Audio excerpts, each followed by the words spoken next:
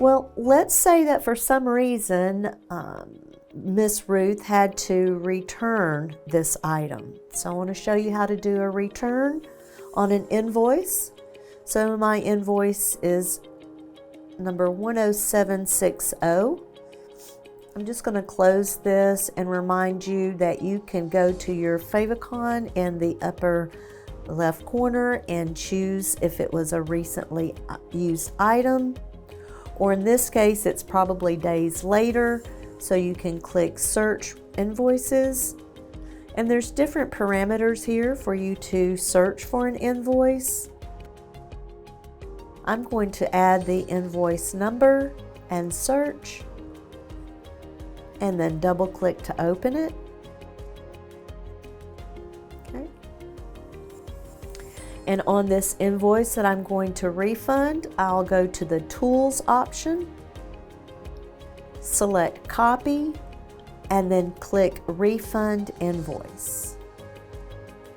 Please notice the amount now is in parentheses.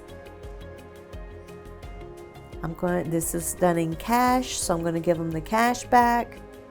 That'll leave a zero balance, and then again close out the invoice.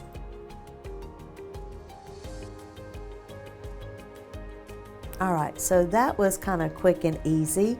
We did a quick invoice, and then we also went into Tools, Copy to refund that invoice. All right, let's do another example. Again, we're going back to the Parts and Service tab and choose New Invoice. Let's this time choose a customer that's in the system.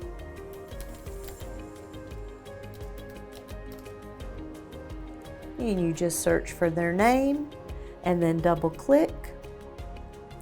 So we've got the customer's name. Again, you can add shipping information if you'd like. So let's say that Becky came in and she has a leaking skylight and she needs some sealant, and we'll choose one of the sealants here. And let's say she's not really sure how many tubes she is going to need, so she's purchasing 10.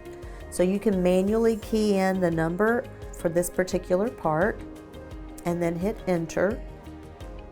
Okay, so as we scroll over, just to point out, the individual cost is $3.84 and the selling price is $6.79.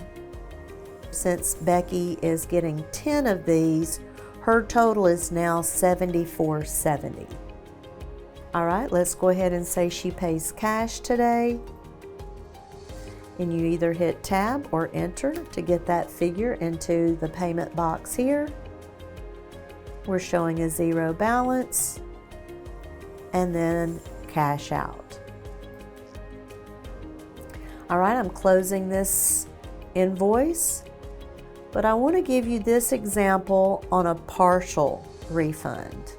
Okay, so I'm going to go back to the Tools option, go to Copy, and then Refund Invoice. Now please notice the entire amount has been placed in parentheses, but she's not returning all 10 that she purchased.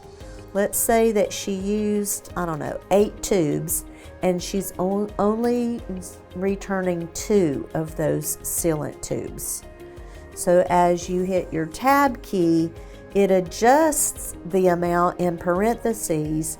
So instead of refunding the total amount, I'm only refunding $14.94. Okay, the balance will be left at 0, and then I'll close out my invoice. You'll get your receipts, one for the customer, one for your dealership, and again, it's showing closed here as of today.